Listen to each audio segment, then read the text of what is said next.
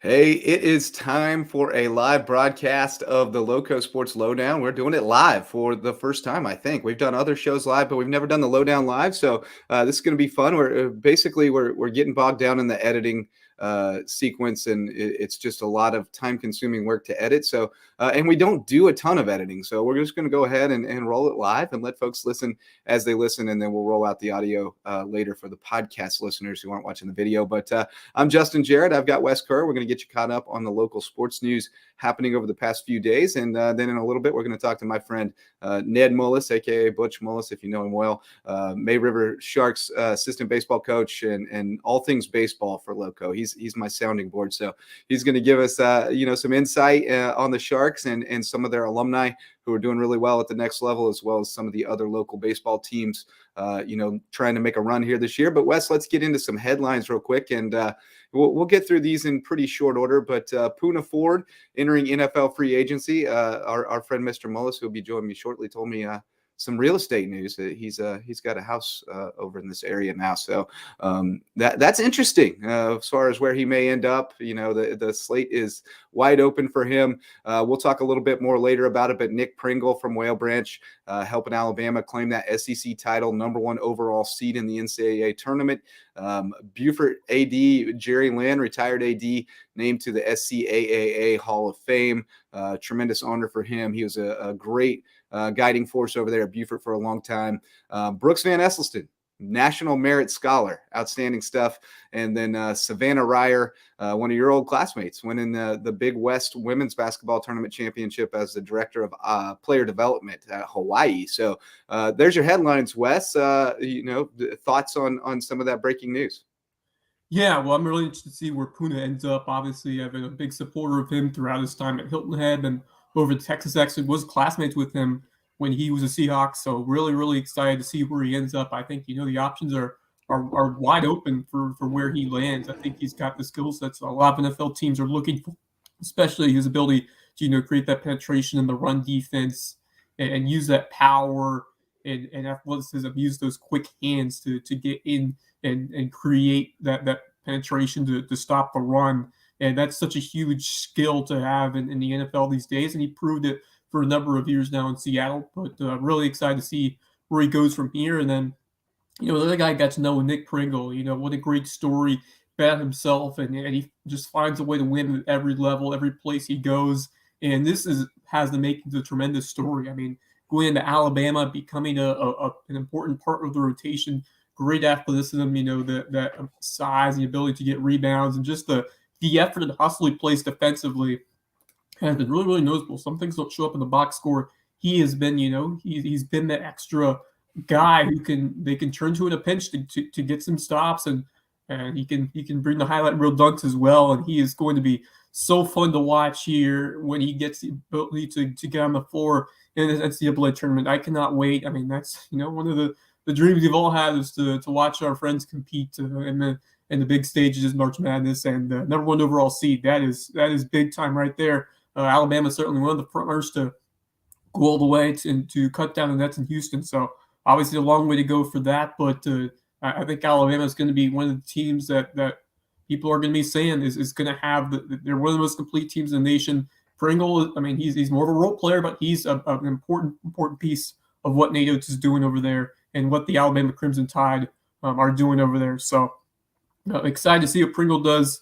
Jerry Lynn, I wasn't able to get to know him very much just because he was there when I was a student at Hilton. I just never had an interaction with him, but from what I know, he's had a terrific career, a former Marine, so preaching the hard work effort mentality over the years, and doing a great job, blazing the trail for more people to come and delivering a great effort in terms of his leadership over there at Beaufort, and well-respected man who's done a lot of great things for the Low Country and for Beaufort. And, I think his hard work, kind of set those opportunities for others to follow his footsteps. So great career and well-deserved honor for Jerry Lynn. So congratulations to him. And then Brooks Van Esselston, that's an amazing accomplishment. I talked about it in the last show, but, you got to go through several different parts of the process to become a National Merit Scholar. You have to take a standardized test.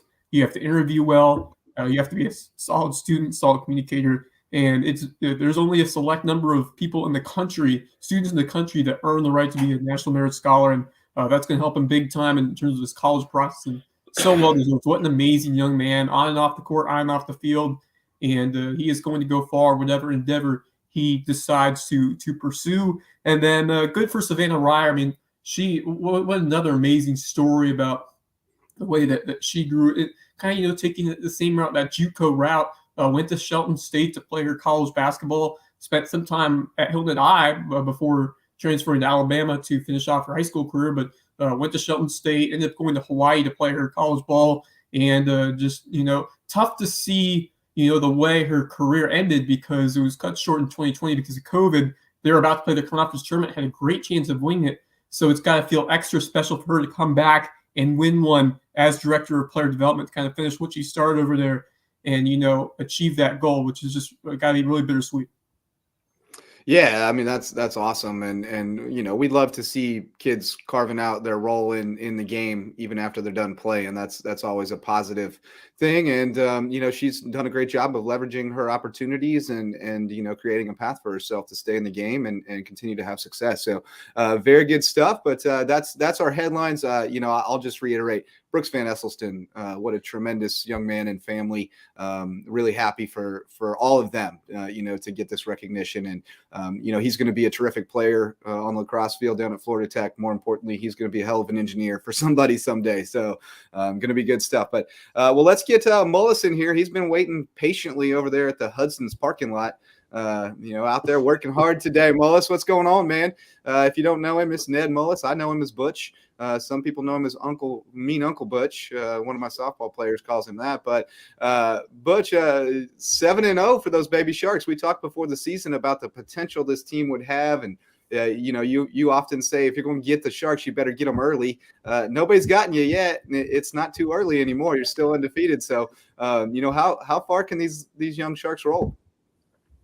I don't know. We're off to a great start. I mean, they get after it. I mean, I've been around it a while, and I've never had a team that's worked this hard before. These guys, they get after it every day. They grind at bats, pitch by pitch. They have an approach. Just couldn't be prouder of them. Just couldn't be prouder of them. And up to number 2 in Class 4A. You a little worried that's going to go to their heads?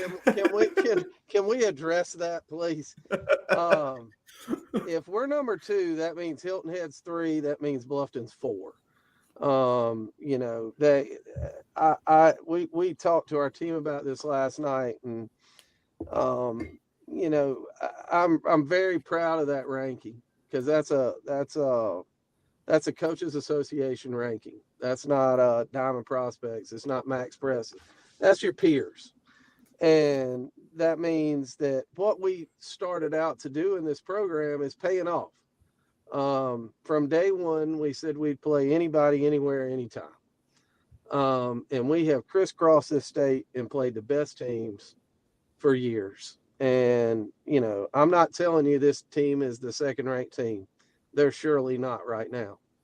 But the reputation of our baseball program is starting to really take shape, as a statewide entity, and that's what we were shooting for.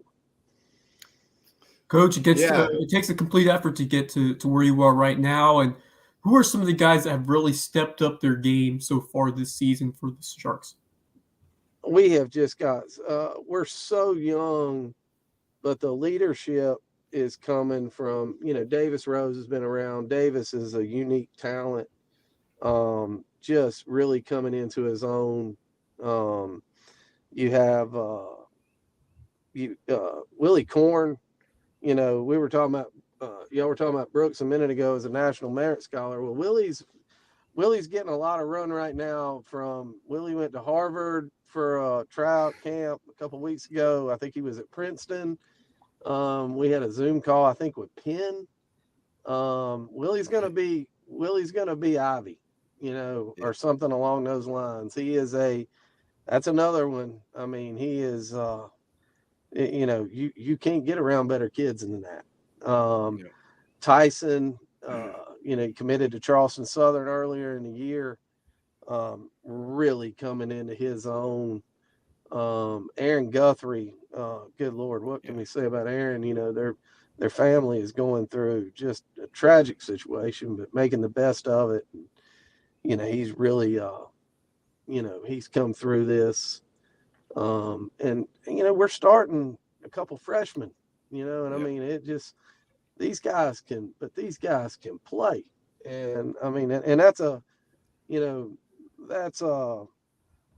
compliment to Justin and all the guys doing travel programs around the area. When we get guys now, they're ready to go. And, we're not afraid to put them in the lineup. We're going to play the best 9. It doesn't matter how old you are. Well, I can't take much credit for a couple more years at least, but you've seen what we got on the way, and definitely we talked last night about the depth of talent and the baseball IQ overall in this area and how much it's increased over the last few years. It's the best I've ever seen it. The coaching in the area is the best I've ever seen it. The depth of the coaching is best. And I'll tell you what else too I've seen. People are investing in their programs. I mean, you have to. The facilities are better. The infrastructure's better. The coaching they're getting at young ages is so much better. From BYS to HHBA to, and the travel programs around here are significantly better than they were just 4 or 5 years ago. Yeah. And Coach, I mean, you take Monahan, I mean, that's a major league hitting coach right in your back, right in your, he's here. And, that guy is a big league quality hitting coach right here in your backyard. Yeah. Coach, you know how tough this region is here in Region 7-4A. Of course, James Island, the gold standard, but a lot of depth, a lot of talent across these teams. What are you looking to see from your team as you get ready to compete in region play? Well, we have to, you have to kind of compare yourself to James Island, and it's a tough comparison because, that's a charter school. They don't rebuild, they reload. Yeah. And, I'd kind of like to see what the best team from Beaufort County around here could do up against James Island, because that's kind of what you're dealing with when you go to play them. The best kids in Charleston County can go to James Island. Not making excuses, just telling you the facts. And the ones that aren't at Oceanside anyway. Well, or Oceanside, either one. Yeah. If you had something in this area like that, we would be competing easily. But no, we have to hold ourselves to that standard. We kind of treat it as a challenge. That's a tough place to play. It's a zoo. If you ever get a chance to go up there and watch a baseball game, it is as good a high school baseball environment as you will ever go into. And it's been like that for 30 years. They had a legend, Tom Hatley, coached there before. Spivey, the old boy that coaches there now, he come from Somerville. He's good. They do it right. And you better be on your toes when you go there, and you better play well. Got to play well to beat them. Well, not to take away from the kids who are getting the job done right now. And, Trace Mishick is another one I would definitely throw that name out there. He's been an absolute dude behind the plate. I can't believe I left him out. The progress of that kid catching in a short amount of time is phenomenal. He was a beast last night, and just love that kid. And that's another kid that's, doing some leadership too. I mean, he is coming into his own. What I wanted to say was some of the guys that are impressing at the next level are also, worth talking about. And we talked a little bit about that last night as well, that, you start to see a Darren Horn go and strike out 10 in back-to-back outings at Coastal Carolina, and Bennett Romer, double-digit strikeouts early in the season, picking up wins about every time out. That helps with that profile and that reputation around the state as well, right? Oh, absolutely. Those guys, you got to face old Bugs. My favorite Christmas present ever was my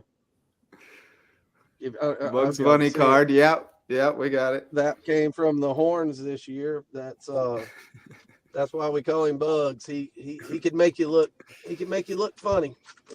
And but you take him and Bennett and guys like that, they leave a mark on people. They're not those guys are going to be in this game a long time. And I've already had a couple conversations with a couple of area scouts about these guys. I think the future is so bright for both of those guys. And Bennett's got a high spin rate fastball that plays at the top of the zone, which if you watch any MLB, that's all they want to talk about is spin rate at the top of the zone these days. And Bennett's fastball, Bennett's four-seamer, his four-seam fastball is the spin rate is off the charts. Darren Horn's spin rate on his slider is major league quality. Yeah. And now it seems like he's spotting that fastball better. Well, and his changeup. Yeah. And that's where the whole Bugs Bunny come from. He has a Bugs Bunny changeup. Yeah, when you have that. And strike one, strike two, strike three. He's got a three-pitch mix now that is starting to get him some innings. He had a slider that would get him an inning. Yeah. Now he's got a three-pitch mix that gets him innings. Yeah. And but Darren was leading the nation in ERA last week. Right. He gave up some this week. He gave up 4 runs over 5 2/3 to a really good Illinois team, and that is nothing to sneeze on. And he struck out 10. Struck out 10 and didn't walk anybody. Yeah. That's even more impressive. The fact that that's the trick. The control coupled with the overpowering stuff, that is going to make him successful next time. You look at like all the and trusting, it's awfully hard to trust your stuff at Coastal. You're going to get hit in that place. That is, hey man, that is a let's face it, that's not a pitcher's ballpark. And it's grown man baseball. That is grown man. Hey, let me tell you what, you want to watch good baseball, get ESPN3 and watch the Sun Belt. That's as good a baseball as played. We'll go up to Statesboro and catch a game. Oh yeah. I mean, yeah, absolutely. And but no, those guys, I just couldn't be prouder of them. And as a coach, there's nothing more fun than getting that call. After every start or whatever, they check in, and it's fun. It's fun. It's fun watching them. And how much of the examples does that set for your current players?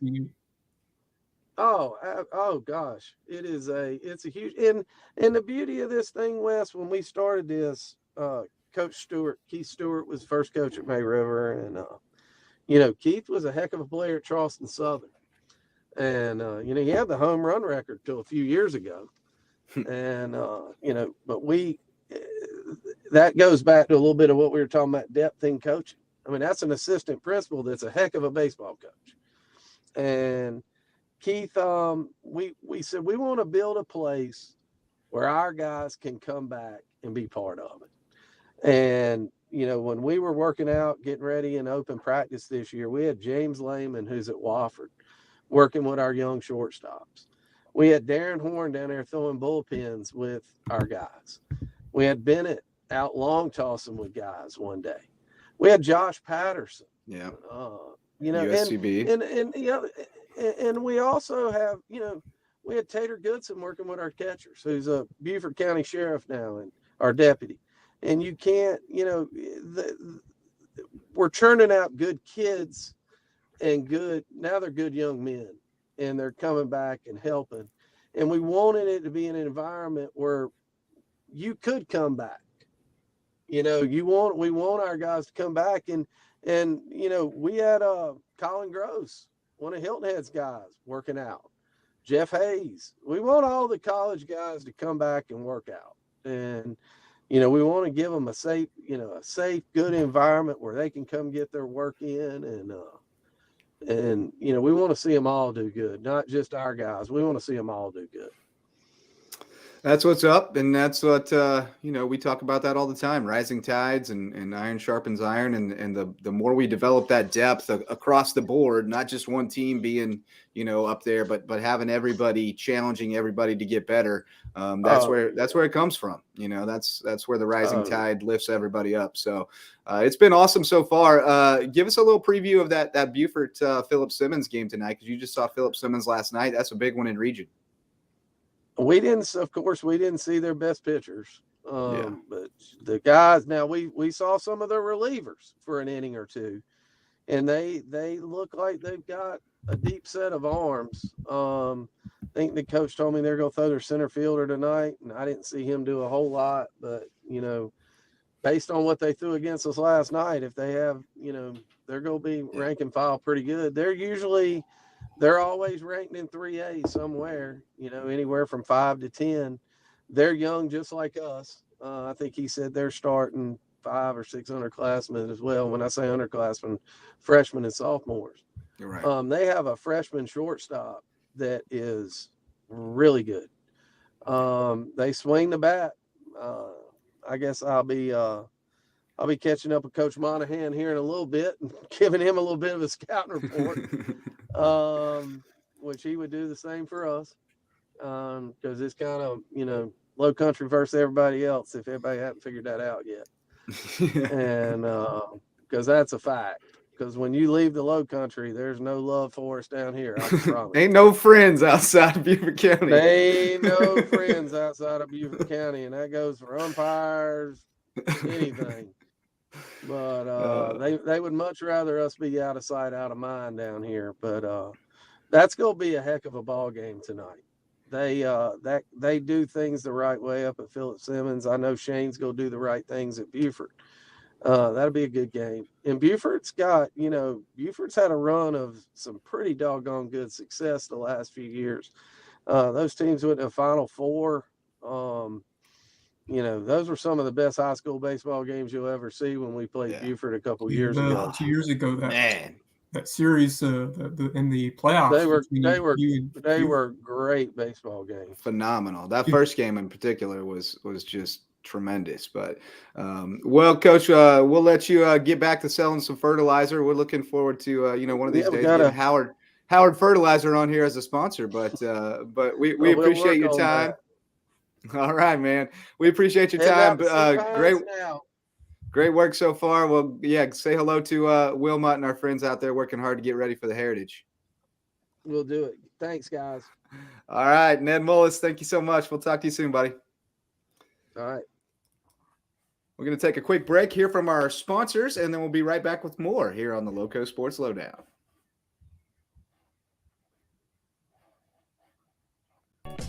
This podcast is made possible by our sustaining sponsors. Our original sponsor, Mickelson Law Firm, the official real estate attorneys of LowcoSports.com. Go see Ryan and Tiffany and the Mickle Squad for all your legal needs and support the local businesses that support Loco. Local Pie, official pizza sponsor of Loco Sports. They sling the best pies in Bluffton and on Hilton Head, but don't sleep on the mac and cheese. Star Home Services, official residential cleaning service of Loco Sports. Sometimes you just don't want to clean. Call on Carla and her amazing team to do the dirty work at a great price and tell them Loco sent you. 843 Sport, the official training center of Loco Sports. No matter your game, 843 Sport is the place to take it to the next level. They're bringing all the area's top trainers and some of the best elite travel teams from various sports under one roof at 843 Sport. DDS Web Design, the official SEO experts of Loco Sports. If you have a business and you want to get found, look no further than DDS. They can build an attractive and effective website loaded with all the cutting-edge SEO tools you need to show up where people are looking, on Google. Dave and Denise will get it done. Additional support provided by Cannon Specialty Services, Bluffton Pest Control, Next Move, The Fit Club in Belfairtown Village, and our Patreon members. Join today for $1 or more per month at patreon.com/LowcoSports to get early or exclusive access to our local sports content and exclusive Loco swag. And thank you to our past recurring sponsors, including Horizon Rehabilitation and Physical Therapy, Coastal Plains Insurance of the Low Country, 4M Metals, Hilton Head Insurance and Brokerage, Brody's Bar and Grill, and AGC Gutter Company. Thank you for supporting our mission to create quality local sports content that celebrates our teams and athletes. Go Loco!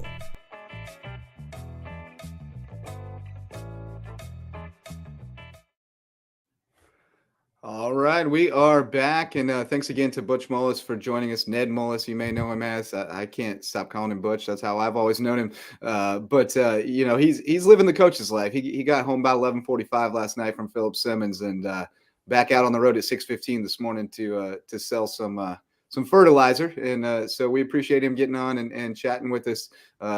Fantastic job they're doing over there. Coach Alan Schmidt, has taken over as the head coach last season. And really picked up where they left off with Wesley Starks and with Keith Stewart before him. They've done a tremendous job of building that program. And, Mullis is working with a lot of our young guys on the side, helping them improve their game and get better. And it's, they got a good thing going over there. They know what they're doing. And, we're seeing some really high level baseball played here in this area. So one other sponsor I wanted to shout out, I haven't gotten a new ad made for him yet, but Barefoot Floor Care of the Low Country has come on as our official floor care sponsor of Loco Sports. And they can get your floors clean, whether they're wood, tile, the vinyl, whatever kind of floors you got, they'll get them clean. They'll fix up your grout in your shower. They'll clean your upholstery. I mean, they can get it clean, whatever it is. Their slogan is floors so clean, your feet will thank us. And they will make sure those feet are happy when you're walking around your house. So hit up Barefoot Floor Care, official floor care sponsors of LowcoSports.com. And Wes, I think so far so good on this live voyage. It's been fun. USCB softball got back at it and got their first Peach Belt win against their new rival, their geographic rival USC Aiken. So tell us about Sand Sharks. Yeah, it's been a fun season so far covering this softball team, and that was huge to get that inaugural first Peach Belt win. They got in dramatic fashion, coming from behind to walk off the USC Aiken Pacers 6-5 in the opening game of that series. That entire 3-game set was tremendous softball. Sand Sharks competed tough against a strong Division II team, and they nearly took the series. The third game down to the wire as well, but huge to get that first one. J.C. Cohen with a huge triple to set up the Ashton-Alty walk-off fielder's choice, and just talk about the way the Sand Sharks battled and hung tough, against some really strong USC Aiken pitching. They ran a platoon of two pitchers, but USCB was able to stay patient at the plate, to take some walks, and show off that great quality batting and plate discipline that Cody Eske has really instilled in this group for the last 2 years now. But I think this team's starting to gain that maturity and gain that confidence to compete at this Division II level. It's going to take a process. I mean, you don't expect it to happen right away, but I think as you go on, I think you start to gain that mentality that you need to win at this new level. And I think these players are starting to figure it out. And what a way for we saw Norris make her debut over there as a USCB Sand Shark in that win, a pinch hit home run coming into the game. What a way to make your debut over there. So what a fantastic start for Tristan Norris, a freshman from Riva, Virginia, coming in there and notching that home run, which gave USCB the lead. And then switched hands a few times, with Sand Sharks eventually able to walk it off. Fell behind and let Game 2 get away from an 11-1 decision, but came back in Game 3. Very, very close ball game. Unfortunately, leadoff hitter for Aiken was just a little bit too clutch. A couple of big hits to take the advantage, but Mackenzie Freeman with a big 2 RBI bases clearing double to tie the ball game for the Sand Sharks, but unfortunately just coming up short. But a lot of strong positives to take away. The fact that you were competing against a very good Division II team, and you kept it close for the side of that second ball game, those first one and the last one. So a lot to be happy about. I think this team's starting to find it, starting to turn that corner. I think the pitching is going to be key when you look about this team down the stretch. Obviously, Sierra Kinlaw, she's been their ace, but Cody Eske's kind of deployed her as more of a coming in as relief in high leverage spots instead of that starter who can go the distance. But Emily Williams has shown some good signs as well from the circle. And Caitlin Toole has been an absolutely amazing spark plug coming in late in ball games, just shutting the door, allowing the Sand Sharks to make this comeback. She's got 2 wins where she's allowed this team to come from behind with some clutch pitching late. So she's been a huge part. Libby Carey's seen some time as well. And then Reagan Stiefel coming in and out. But she, when she's on the circle, she's been effective as well. So I think the pitching, it's always a key factor in softball. You need to have that number 1 ace. Sierra Kinlaw kind of is, but she's more of a reliever, more of someone who they save for big spots, which is also a solid strategy in the game of softball. But you really want to have that number 1, number 2 strong pitchers if you want to go deep in a postseason run softball. Sand Sharks have a couple that can turn into that number 2 role, so we'll see what happens going forward. But I really like the way they're approaching the hitting at the plate right now. They got some speed in players like Taylor Van House, Darren Miller. Miller's been, she's been an incredible player on defense. Made an awesome catch right at the wall in that series this past weekend. So she is a defensive star, but also really finding her groove offensively, using that speed to get on for some big hits throughout a ball game. But the speed's there. Yes, he's aggressive. She's, encouraging more stolen bases, more aggressiveness in terms of running, and that's always so important in softball with the ability to use that speed to, set up that base runner in scoring position and to bring runners home. Running and speed, I think, he's even more important on the softball side than the baseball side, especially just with how softball is designed, the way you can beat out some throws to get base hits. So Sand Sharks have some speed and then some pop at the plate, and Addie Reynolds, Mackenzie Freeman, and Ashton Alty. Alty has been an absolute terror, seeing the ball so well, and she's really been the number 1 of this offense in terms of a reliable hitter. But they've got some others as well, like what Tristan Norris is doing. That's always huge to get that first collegiate hit, also be your collegiate home run, your first collegiate home run. So good stuff there. Really like watching the softball team, and they are back in action today. I actually have to record this. I'm going to go down there and call a doubleheader against North Greenville. So right back in action here today for USB to close out homestand against a very good Crusaders team, which would be a big test for the Sand Shark squad. Yeah, so you got Wes on the softball call, and you also got baseball at home today, 3 o'clock against St. Andrews. So lively afternoon out at the Shark Park. If you can get out there, it'll be 3 games for 1. If not, then you can catch Wes on the softball call, and I'm not sure who will be on the baseball call, but they'll have them both streaming on the Sand Shark Game Day Network and the Peach Belt Conference app. So you can check that out. And I love, you mentioned the pitching usage. I think that's a solid strategy, especially if you don't have that really dominant ace who can keep people on their heels for 7 innings.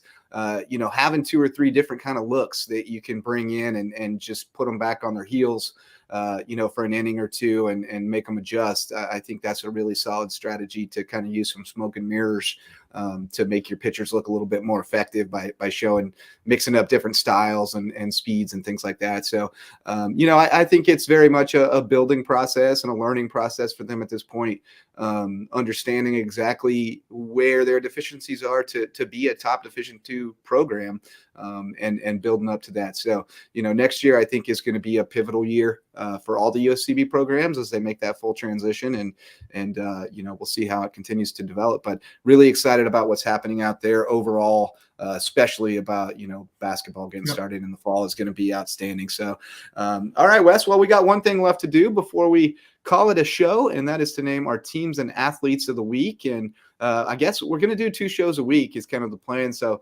I guess it'll be more like kind of just Loco shout outs more than teams of the week and athletes of the week. But who are you giving shout outs this week? Yeah, for my shout outs, I'm going to go first go to the Hilton Head Christian Academy baseball side, and I'm going to go with Steel Bird. We got to see in action live back on Friday night. Man, he put on a show both on the mound and at the plate for Hilton Head Christian Academy. Absolutely clobbered a home run all the way, as he said, into the Bluffton Parkway. That was a moonshot, dead center field over there at Hilton Head Christian Academy. Got the crowd on his feet, and then he was also dominant on the mound. He shut down a very strong Bluffton lineup.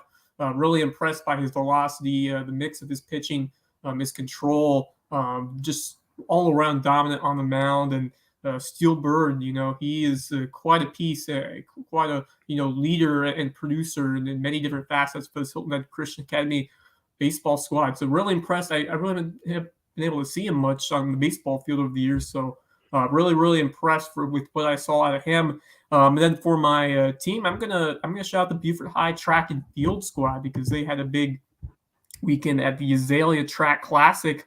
A couple of medalists, Anaya Housel winning the high jump, Asania Lowe winning second in the shot put and second in the discus, also earned the MVP of all the field events. Charlize Antia, who we talked about a lot during cross-country season, was second in the mile, third in the 800, and then Jakaya Major, third in the shot put. So a couple of strong finishers there. And then our good friend Gavin Moore, who has been blazing that trail in cross-country, also doing it on the track side, won the 3,200 to 2 mile, and the boys 4x800 relay taking third. So Gavin Moore continues to impress. What a stud that he has been, and just crazy that he is still a long future ahead of him over there as a Beaufort High Eagle. Yeah, ran sub 10 in that 3,200 and still only won by like a second over Jesse Richardson from Whale Branch, who is also, really impressive and probably a contender for the 1A title in the 3,200, I would think. So I've been really impressed with the track and field marks that we've seen early in the year. We get some really, really impressive young people running track and field all over the place. And I got out to the Shark Invitational this weekend and got to see some of it for a little bit before I had to head to baseball. So, I'm trying to make an effort to get out to more track this year because I love it. It's really one of my favorite sports to watch, and it doesn't always work with my schedule, but trying to get there when I can. So love you shouting out those track kids. In fact, I'm going to shout out some track kids as well, and I'm going to cheat. I'm not just going to do one. Janelle Roberson from Hilton Head winning the 100 and the 200 of the Shark, 11:31 and 22:37. Very impressive. Hilton Head's 4x1 boys also won. I believe he was anchoring that, but I'm not positive on that. But I'm certain he was on that relay team.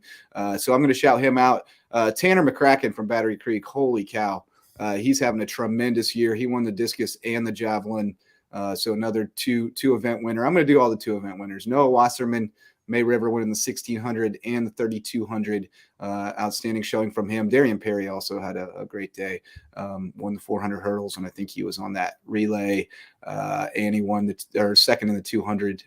So he had a great day. Girls side, Cynthia Gudaitis, tremendous day. She won the 800 and the 32. She beat Anya Arroyo, who won the 16, beat her in the 32, which is always a chore. Ann Ferguson won 2 for Hilton Head, high jump and triple jump.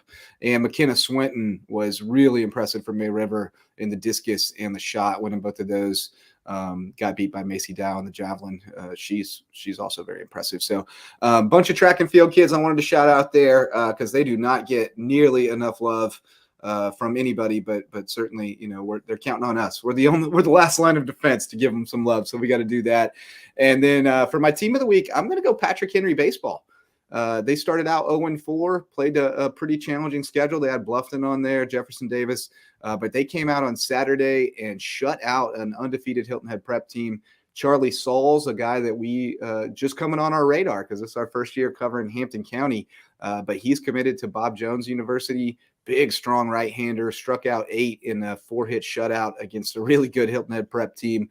And then they came back last night and they beat Jeff Davis, and they got another shutout. And that was, as I said, a rematch of a game they lost earlier in the year.